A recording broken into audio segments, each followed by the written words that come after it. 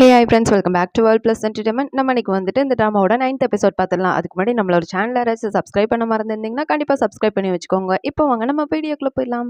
Last எபிசோட்ல வந்து ஷின்னு வந்துட்டு மின் கூட இருக்கிறத பார்த்துருப்பான்ல கிம்மு. அதை பார்த்ததுலேருந்து மனசு உடஞ்சு போயிருப்பான். இதுக்கு மேலே உசுரோடவே இருக்கக்கூடாதுடா, விழுந்து செத்துடணும் அப்படின்னு சொல்லிட்டு ஒரு பாலத்துலேருந்து விழுறதுக்காக ட்ரை பண்ணிட்டு இருப்பான். கரெக்டாக ஹேனு வந்து அவளை பிடிச்சி கேட்ச் பண்ணிடுவான். அட ஏன்டா செத்து செத்து விளையாடணும்னு நினைக்கிறேன், ஆல்ரெடி செத்து போய் தான்டா வந்திருக்கோம் அப்படின்னு சொல்லிட்டு வேற பிடிச்சி இழுத்துட்டு இருப்பாள். அதுக்கு கிம் வந்துட்டு சொல்லுவான், இந்த கன்றாவியெல்லாம் பார்க்கறதுக்கு தான் நான் செத்து பொழைச்சி வந்திருக்கேனா அப்படின்னு சொல்லிட்டு அவன் பாட்டுக்கு கத்த ஆரம்பிச்சிருவான். அதுக்கு ஹேன் வந்துட்டு இல்ல நான் தான் தெரியாம சொல்லிட்டேன்னு நினைக்கிறேன், ஷின்னு வந்துட்டு வேற யார் கூட இல்ல அப்படின்னு சொல்லிட்டு மழுப்பிட்டு இருப்பாலாம். அதுக்கு கிம் வந்துட்டு சொல்லுவான், நானே எல்லாத்தையும் பார்த்துட்டு நீ ஒன்றும் பண்ண தேவையில்ல அப்படின்னு சொல்லிட்டு மறுபடியும் எகிரி குச்சி சாகிறதுக்காக ஓடிட்டு இருப்பான். ஆனா ஹேன் வந்துட்டு விடவே மாட்டான். காலை பிடிச்சி தரத்தரான்னு இழுத்துட்டு வந்து மறுபடியும் வர பொத்துன்னு கீழே போட்டுருவான். கீழே கடந்து செம்மையா உருண்டு இருப்பான். என்னை ஏமாத்திட்டாங்கன்னு சொல்லிட்டு கரெக்டா மாயா வந்துட்டு ஹேனோட மூஞ்சிக்கு முன்னாடி வந்துட்டு வர பயமுறுத்திட்டு போல, ஆயா நீயே இப்போ வந்து பயமுறுத்துற, ஏஞ்சி போ அப்படின்னு சொல்லிட்டு வேற நம்ம ஹேன் திட்டிட்டு இருப்பான். இப்ப மாயா வந்துட்டு சொல்லுவான், நான் தான் சொன்னேன்ல செத்து நீங்க திரும்பி வந்தா நிறைய விஷயங்களை வந்து சந்திக்க வேண்டியதா இருக்கும். இப்ப மட்டும் நீங்க சொன்னீங்கன்னா உடனே எக்ஸ்பிரஸ் வேகத்துல வந்துட்டு நான் மேல கூட்டிட்டு போயிடுவேன் அப்படின்னு சொல்லிட்டு எல்லா விஷயத்தையும் சொல்லிட்டு இருப்பா அவ.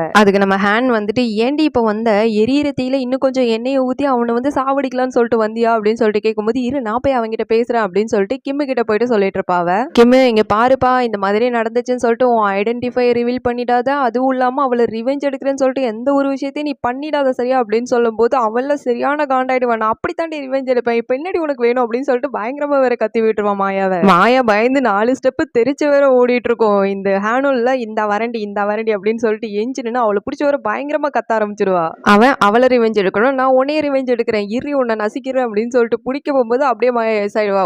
இதுக்கு மட்டும் எஸ் ஆகி ஓடி போயிரியா, மரியாதையே கீழே வரியா இல்ல நான் மேல வந்து உன்னை கொல்லட்டுமா அப்படின்னு சொல்லிட்டு ஹேனு பயங்கரமா கத்திட்டு இருப்பான். கீழே கிடந்து கிம்மு உருண்டு பிறண்டு அழுதுட்டு இருப்பான். அப்புறம் ஒரு வழியா ஹேனு வந்து கிம்ம பேசி சரி பண்ணி வாடா மச்சான் சரக்கடிக்கலாம் அப்படின்னு சொல்லிட்டு வீட்டுக்கு கூட்டிட்டு வந்தா அவ்வளவுதான் கதறி கதறி அழுது மறுபடியும் வந்துட்டு ஃபர்ஸ்ட்ல இருந்து எல்லா சோக கதையும் சொல்லிட்டு இருப்பான். எனக்கு தெரியாம எப்படியும் அவங்க நிறைய வாட்டி அவுட்டிங்லாம் போயிருப்பாங்கல்ல, இது கூட தெரியாத மட சாம்பிராணியா தான் இருந்திருக்கேன். நான் கல்யாணம் பண்றதுக்கு முன்னாடி அவங்க 2 பேரும் மாடலா இருந்திருக்காங்க நான் வேலை பார்க்குற கடையில, அப்பவே ரூமர்ஸ் எல்லாம் பேசினாங்க, அப்ப அதெல்லாம் உண்மைதானா அப்படின்னு சொல்லிட்டு கதறி கதறி அழுதுட்டு இருப்பான். ஒருத்தன் இந்த மாதிரி அழுதுட்டு இருக்கான். ஆனா ஹேண்ட் பக்கி வந்துட்டு அந்த டேரக்டர் அவளை நல்லா பார்த்துப்பானா அப்படின்னு சொல்லிட்டு அதையே சொல்லும் போது, அடி நான் என்ன பேசிட்டு இருக்கேன் நீ என்னடி பேசுற அப்படின்னு சொல்லிட்டு கிம்பு வேற மறுபடியும் கத்த ஆரம்பிச்சிடுவான். நான் டேட்டுக்கு கூப்பிடும்போது அவர் ரொம்ப சோகமா இருந்தா, ஒருவேளை அப்பதான் பிரேக்கப் ஆயிருக்குமோ அப்படின்னு சொல்லிட்டு கண்டபடி இமேஜின் பண்ணி பேச ஆரம்பிச்சிருவான். இந்த ஹேனு வேற ஒருவேளை அப்படித்தான் இருக்கும் போல மச்சான் அப்படின்னு சொல்லிட்டு சப்போர்ட் பண்றேன்னு வேற சிங்சாங் அடிச்சிட்டு இருப்பான். இதுக்கு மேல நான் பொறுமையா இருக்க முடியாது, இப்பவே நான் போய் அவங்கள பாத்துட்டு வர மறுபடியும் அப்படின்னு சொல்லிட்டு எஞ்சிட்டு இருக்கும் போது நம்ம ஹேனு தான் கையை பிடிச்சி வச்சுட்டு அறப்போத நான் இருறா நம்ம பேசுவோம் அப்படின்னு சொல்லிட்டு பக்கத்துல இருக்க சிக்கன் பீஸ் எடுக்க போனா அது சடனா வேற காணாம போயிட்டு இருக்கும். இது என்னடா சிக்கன் பீஸுக்கு வந்த சோதனை மாய மந்திரம் ஆயிடுச்சு அப்படின்னு சொல்லிட்டு தேடிட்டு இருப்பான். இந்த பக்கம் கிம்மு வந்துட்டு சரக்கு எடுக்கிறதுக்காக பார்க்கும்போது சடனா அது காணாம போயிடும். எங்க எல்லாம் காணாம போகுது அப்படின்னு சொல்லிட்டு சேர்ந்து பார்த்தா அந்த பக்கம் மாயா உட்காந்து எல்லாத்தையும் திருட்டு குடிச்சிட்டு இருப்பா. அடியே நீ எப்படி வந்த அப்படின்னு சொல்லும்போது, உங்களை வாட்ச் பண்றதுக்கு எனக்கு எனர்ஜி வேணாவா, அதனால தான் எடுத்து குடிச்சிட்டு இருக்கேன் அப்படின்னு சொல்லிட்டு அவப்பாட்டுக்கு வேற இவங்க கூட சேர்ந்து உட்காந்து குடிச்சிட்டு இருப்பா. அடுத்த சீன்ல வீட்டுல ஷின்னு வந்துட்டு அந்த லெட்டரை பார்த்துட்டு இவ ஆக்சுவலி மின் கூட என்ன பேசிட்டு இருந்தா அப்படின்னு சொல்லிட்டு இப்ப காட்டுவாங்க.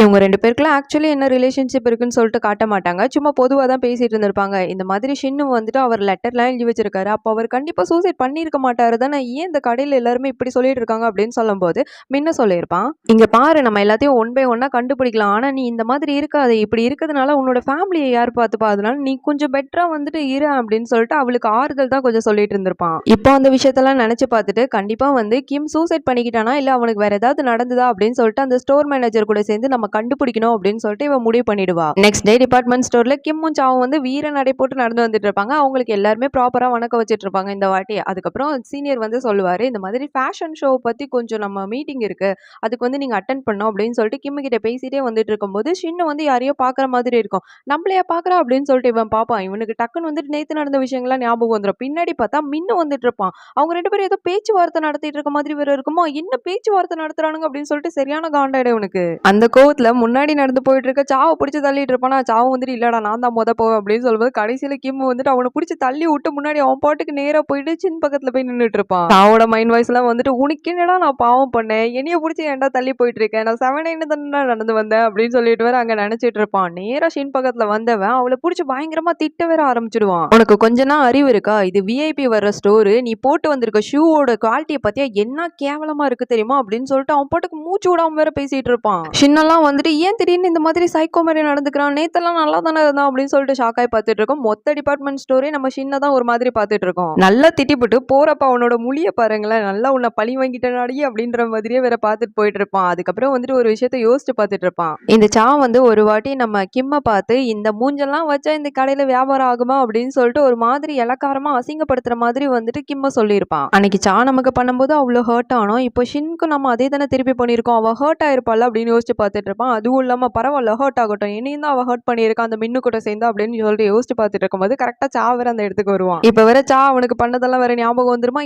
நீ அன்னைக்கு சொன்னல ஏன் மூஞ்சா நல்லா இல்ல, மூஞ்சி தாண்டா நல்லா இல்ல, போடா அங்கிட்டு அப்படின்னு சொல்லிட்டு அவன் பாட்டுக்கு வேற அங்க இருந்து போயிடுவான். இந்த சாலாம் வந்துட்டு பக்கத்துல இருக்கவங்க கிட்ட கேட்பான், ஏன் மூஞ்சா பார்த்தாதான் இவன் மூஞ்சி இப்படி மாறுதா இல்ல இவன் மூஞ்சே இப்படிதானா அப்படின்னு சொல்லும்போது பக்கத்துல இருக்கவன் சொல்லுவா ரெண்டும் தான் சார் அப்படின்னு வேற சொல்லிட்டு இருப்பான். அந்த சீனியர் கூட ஃபேஷன் ஷோ பத்தி சொல்லியிருப்பாங்கல்ல மீட்டிங், அதை ஆர்கனைஸ் பண்றதுக்கு இந்த மின்ன தான் போட்டிருப்பாங்க. அந்த மீட்டிங்ல வச்சு எல்லாத்தையும் எக்ஸ்பிளைன் பண்ணி சொல்லிட்டு இருப்பான். அப்பவும் வந்துட்டு அதே மாதிரி முறைச்சிட்டே தான் உட்காந்துட்டு இருப்பான் இந்த கிம்மு. அங்க இருக்க எல்லாருமே வந்துட்டு மின்னோட ஐடியா நல்லா இருக்கு, அவனை நம்பலாம் அப்படின்னு சொல்லும் போது இந்த கிம்முக்கு வந்துட்டு இன்னும் கொஞ்சம் காண்டாயிடும். இவனையா நம்பணும், இவனை நம்ப கூடாது, இப்ப பாரு அப்படின்னு சொல்லிட்டு எஞ்சினுன்னா அவன் பாட்டு கத்த ஆரம்பிச்சிருவான். இவனெல்லாம் நம்பவே முடியாது அப்படின்னு சொல்லிட்டு சுத்தி இருக்கவங்க எல்லாம் என்னாச்சு ஏதாச்சுன்னு சொல்லிட்டு கேட்கும்போது இல்ல நான் கண்ணால பார்க்காம யாரையும் என்னால நம்ப முடியாது அப்படின்னு சொல்லிட்டு அப்படியே சமாளிச்சுட்டு வர உட்காந்துருவான். சேர்மனும் வந்துட்டு அங்கதான் இருப்பாரு. கிம் சொன்னதை கேட்டதுமே வந்துட்டு சேர்மனோட வாய் வந்துட்டு சரி ஓகே இந்த வாட்டி ஃபேஷன் ஷோ எடுத்து நடத்துறது கிம் கிட்ட நாங்க கொடுக்க போறோம் அப்படின்னு சொல்லிட்டு அனௌன்ஸ் பண்ணிடுவாங்க. இதை கேட்டதும் சா வந்துட்டு டாடி நான் பிளான் பண்ணியிருக்கேன் டாடி அப்படின்னு சொல்லும் போது அவனை அப்படியே வந்துட்டு இக்னோர் பண்ணிடுவாரு அந்த சேர்மன். கிம்முக்கெல்லாம் வந்துட்டு இங்க என்ன நடக்குதுன்னே தெரியல, தெரியாம வாயை விட்டு மாட்டிக்கிட்டோமோ அப்படின்னு சொல்லிட்டு எல்லாரும் வேற கை தட்டிட்டு இருப்பாங்க. இவனும் கை தட்டிட்டு இருப்பான். இந்த சா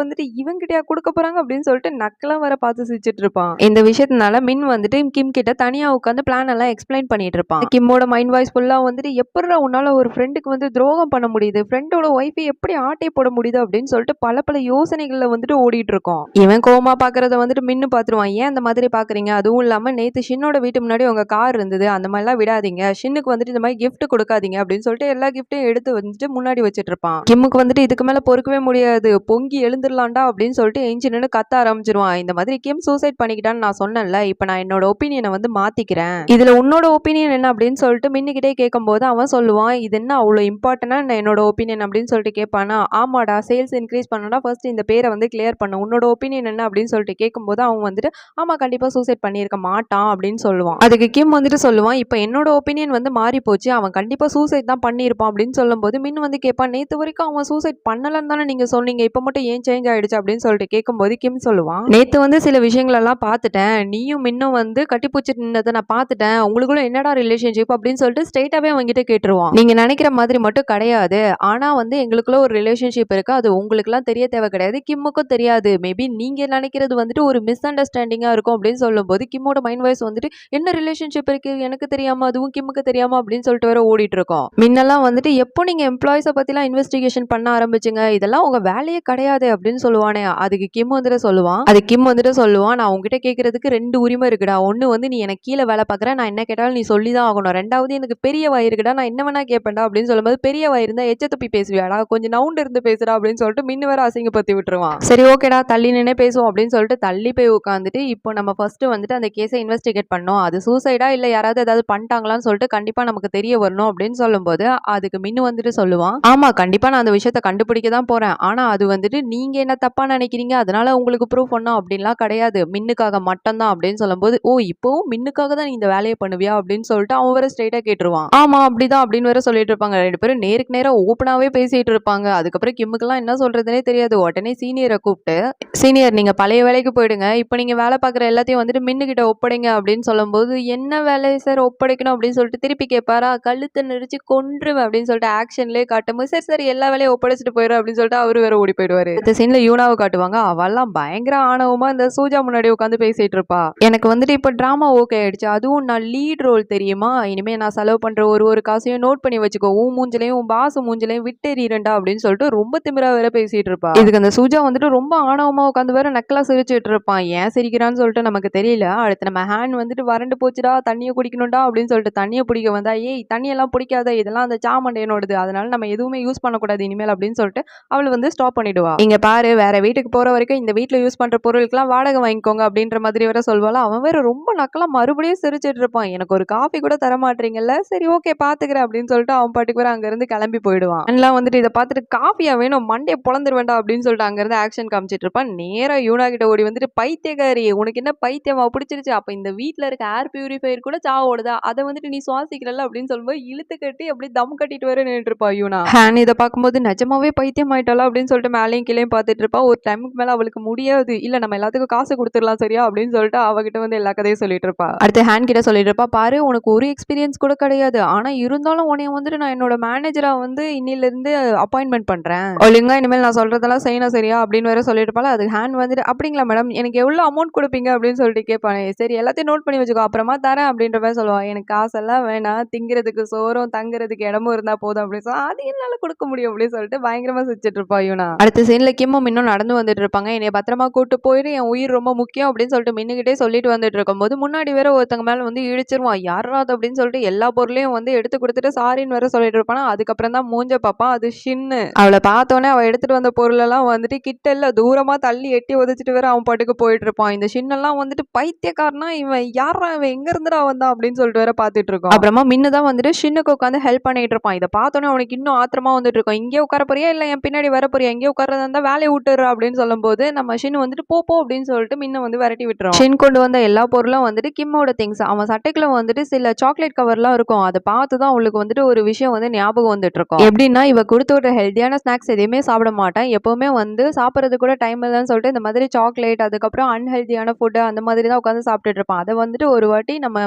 ஷின் வந்து கண்டுபிடிச்சிருக்கோம். ஏன்டா இந்த மாதிரிலாம் பண்ணிட்டு இருக்க, ஒழுங்கா கட்டி கொடுத்ததெல்லாம் சாப்பிட மாட்டியா அப்படின்னு சொல்லிட்டு செல்லமா போட்டு செமையா அடிச்சிட்டு இருக்கோம். அவனும் வந்துட்டு நல்லா இருக்கே அப்படின்னு சொல்லிட்டு படுத்து கிடந்துட்டு வாங்கிட்டு இருப்பான். இப்போ அந்த விஷயம்லாம் வந்துட்டு இவளுக்கு ஞாபகம் வந்துடும். அதுக்கப்புறம் அவனோட திங்ஸ் எல்லாம் லாக்கருக்குள்ள வச்சுட்டு அங்க வேற கூப்பிட்டு இருப்பாங்க. இந்த மாதிரி எவ்வளவு நேரம் ஆச்சு நீ போய் அப்படின்னு சொல்லிட்டு, சரி வரேன் அப்படின்னு சொல்லிட்டு போன்ல வந்து சொல்லிட்டு அவ அங்க இருந்து கிளம்பிடுவா. அடுத்த சீன்ல கிம்மும் மின்னும் வந்துட்டு ஃபர்ஸ்ட் வேலையா இந்த மாதிரி கிம் செத்து போன இடத்துல ஏதாவது சிசிடிவி இருக்கா அப்படின்னு சொல்லிட்டு செக் பண்றதுக்கு வந்திருப்பாங்க. ஆனா அங்க எதுவுமே இருந்திருக்காது. அங்க ஷின் வந்துட்டு ரொம்ப கால் வலிக்குன்னு சொல்லிட்டு ஒரு 3 செகண்ட் உட்கார்ந்துருக்கும். அது வரை கிம் பாத்துருவானா, என்ன தைரியம் அந்த ஒட்டடை குச்சிக்கு பாரு அப்படின்னு சொல்லிட்டு வேற திட்டிட்டே இருப்பான். அங்க ஒருத்தன் கால் பண்ணி அந்த ஸ்டோரோட இன்சார்ஜுக்கு வந்துட்டு போட்டு விட்டுருவான். அந்த மாதிரி ஷின் வந்துட்டு ஒர்க்க ஒழுங்கா பார்க்காம 2-3 செகண்ட் உட்கார்ந்தாங்க அப்படின்னு சொல்லிட்டு அந்த பொம்பளையும் நேரா வரிஞ்சு கட்டிட்டு ஷின்ன புடிச்சு வேற கத்த ஆரம்பிச்சிடும். அதுக்கு ஷின்னும் வந்துட்டு சொல்லுவா, இல்ல எனக்கு ரொம்ப கால் வலிச்சுது, அப்ப யாருமே கடையில இல்ல, அதனாலதான் ஒரு 2-3 செகண்ட் தான் உட்கார்ந்தேன் அப்படின்ற மாதிரி சொல்வாளா. அதுக்கு அந்த இன்சார்ஜ் வந்துட்டு சொல்லும், உனக்கு இந்த மாதிரி உட்காரணும் அப்படின்னா அந்த வேலையை விட்டு மரியாதை கிளம்பு சரியா அப்படின்னு சொல்லிட்டு அப்பாட்டுக்கு வேற நல்லா கத்தி விட்டுருவா. மாதிரி அவ திட்டு வாங்குறத வந்துட்டு கிம்மும் மின்னும் வந்து பார்த்துட்டு தான் இருப்பாங்க. இந்த மின்னு வந்துட்டு ரொம்பவே பாவமா பார்த்துக்கிட்டு இருப்பான். என்னடா பாக்குற, அவன் என் பொண்டாட்டிடா அப்படின்னு சொல்லிட்டு மேலையும் கீழே வேற அந்த டைம்லயும் கிம் பார்த்துக்கிட்டு இருப்பான் மின்ன பார்த்து.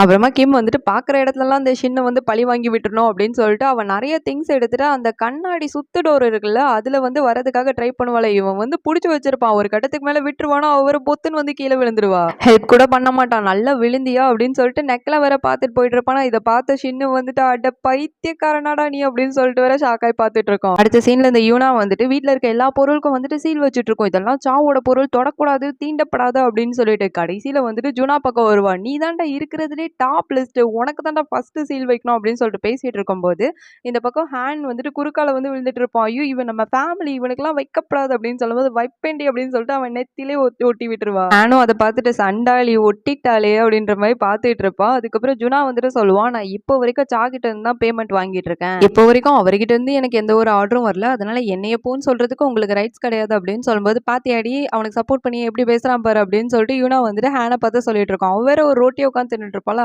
கூடுறீங்கிட்ட அப்படின்னு சொல்லிட்டு அதை வேற பிடிங்கி தூக்கி கீழே போட்டுருவா. ஹேன்லாம் அப்படியே சாக்காய் பார்த்துட்டு இருப்பான். நானே இருக்க போறது 2 மாசம், என்னைய போட்டு ஏண்டி டயட்னு சொல்லிட்டு சாவடிக்கிற அப்படின்னு சொல்லிட்டு ஷாக்காய் பார்த்துட்டு இருப்பான். அடுத்த சீன்ல இருந்து டயட்டை வந்து ஸ்டார்ட் பண்ணி விட்டுருவா இந்த யூனா. டயட் மட்டும் கிடையாது, எக்ஸசைஸ்னு சொல்லிட்டு ஓட வேற விட்டுருவா. காலையிலே வேற லொங்கு லொங்குன்னு ஓடிட்டு வந்துடுவா. எனக்கு ஓட முள்ளடி, வயசாயிடுச்சுடி அப்படின்னு சொல்லிட்டு கத்திக்கிட்டே தான் பின்னாடி வந்துட்டு இருப்பான் அவன். அடுத்து வீட்டுல வச்சு யோகா பண்றேன்னு சொல்லிட்டு காலை பிடிச்சி விரிச்சு மண்டையை பிடிச்சி அமுக்கி கழுத்தை பிடிச்சி நெரிச்சு ஒரு வழி பண்ணிட்டு இருக்கோம் ஹேனை வந்துட்டு யூனா. இந்த பக்கம் இந்த மின்னு வந்துட்டு தெரியாம கிம்மோட ஃபுட்டை எடுத்து வாயில வச்சிருவானா. உடனே கிம் வந்துட்டு கோவம் வந்துடும் அவனுக்கு. டே உனக்குலாம் அடுத்தவன் ஃபுட்டு தான் பிடிக்குமா என்ன, ஒழுங்கா துப்புடா அப்படின்னு சொல்லிட்டு அதை கையில வாங்கி அவன் பாட்டுக்கு வாயில போட்டுருவான். மின்னெல்லாம் கிம்ம பார்த்துட்டு என்னடா வித்தியாசமான ஜென்மமா இருக்கானே, தெரியாம வந்து மாட்டிக்கிட்டோமோ அப்படின்னு சொல்லிட்டு மேலையும் கீழே வேற பார்த்துக்கிட்டு இருப்பான். யுனா வந்துட்டு ஹேனை பிடிச்சி நல்ல சொரே திங்கி விட மாட்டா. அவகிட்ட இருந்து புடுங்கி ஒழுங்கா அந்த டயட் ஃபுட்டை சாப்பிடு அப்படின்னு சொல்லிட்டு அதை வேற அமைக்கிட்டு இருப்பா வாயில. அடுத்து கிம்மோட மீட்டிங்ல வந்துட்டு அங்க 2 பேர் வந்திருப்பாங்க. அவங்க வந்துட்டு மின் கிட்ட ஸ்ட்ராட்டஜி பிளான் பத்தி கேட்டுட்டு இருப்பாங்க. அதுக்கு கிம் வந்துட்டு மின்னோட காதுக்குள்ள போய் சொல்லிட்டு இருப்பான், உனக்கு தான் அடுத்தவன் பொண்டாட்டி எப்படி ஆட்டே பொண்ணுன்ற அந்த பிளானை பத்தி நல்லா தெரியுமே, அதை சொல்லுடா நல்லா ஹிட் ஆகும் அப்படின்ற மாதிரி சொல்லுவானா. இவன் வேற ஒருத்தன் என்னத்த சொல்லி சமாளிக்கிறதுன்னு சொல்லிட்டு மின்னு உட்காந்து சிரிச்சுட்டே இருப்பான். ஹேண்ட் வந்துட்டு நைட்டு ஃப்ரிட்ஜுக்குள்ளயாவது போய் என்னத்தையாவது இருக்கான்னு சொல்லிட்டு ஆட்டை படுத்திங்கிறதுக்கு வந்தா உள்ள வேற வெள்ளரிக்காவா அடுக்கி வச்சிருப்பா. இவ வேற ஒருத்தி நம்மள ரொம்ப டார்ச்சர் பண்றாளே அப்படின்னு சொல்லிட்டு அப்படியே திரும்பி பார்த்தா பின்னாடி யூனா நின்றுப்பா. கண்ணெல்லாம் வேற கலங்கி போயிருக்கும். உன்னைய வந்து நான் எப்படி ஐடென்டிஃபை பண்ணாம விட்டேன்னு பாரேன். இது என்னோட முட்டாள்தனம் இல்ல அப்படின்னு சொல்லிட்டு அழுதுகிட்டே வேற பக்கத்துல வந்துட்டு இருப்பா.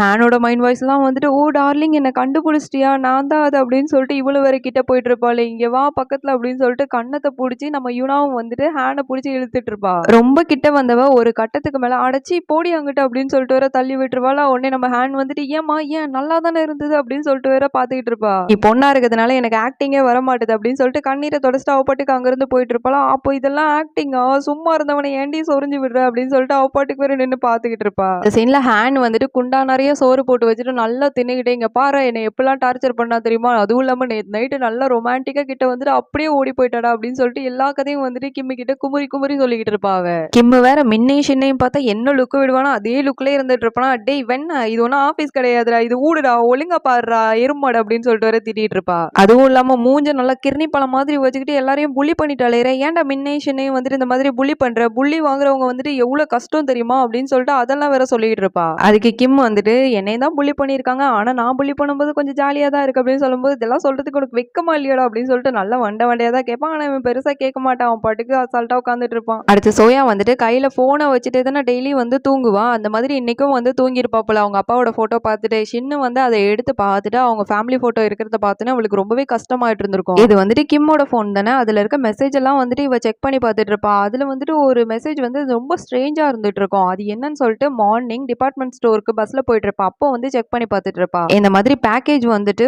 இந்த அட்ரஸ்ல இருக்கு, இந்த ஆள்கிட்ட வந்து டெலிவர் ஆகிருச்சு அப்படின்னு சொல்லிட்டு ஒரு ஆளோட நேம், நம்பர், அதுக்கப்புறம் அவரோட அட்ரஸ்ன்னு சொல்லிட்டு எல்லாமே வந்துட்டு அந்த மெசேஜ்ல இருந்துட்டு இருக்கும். என்னது இது பேக்கேஜ் டீடைல்ஸ்லாம் கொடுத்துருக்காங்க, வித்தியாசமா இருக்குதே, கிம் கூட நம்ம கிட்ட ஒரு வார்த்தை கூட இதை பத்திலாம் பேசினதே கிடையாது, என்னவா இருக்கும் அப்படின்னு சொல்லிட்டு ரொம்ப டீப்பா வந்துட்டு அதை யோசிச்சுட்டே வந்துட்டு இருப்பா. இதோட இந்த எபிசோட வந்துட்டு முடிக்கிறாங்க. இனிமேல் நடக்க சொல்லிட்டு நம்ம அடுத்த எபிசோட்ல பார்க்கலாம். அது வரைக்கும் பை பை ஃப்ரெண்ட்ஸ்.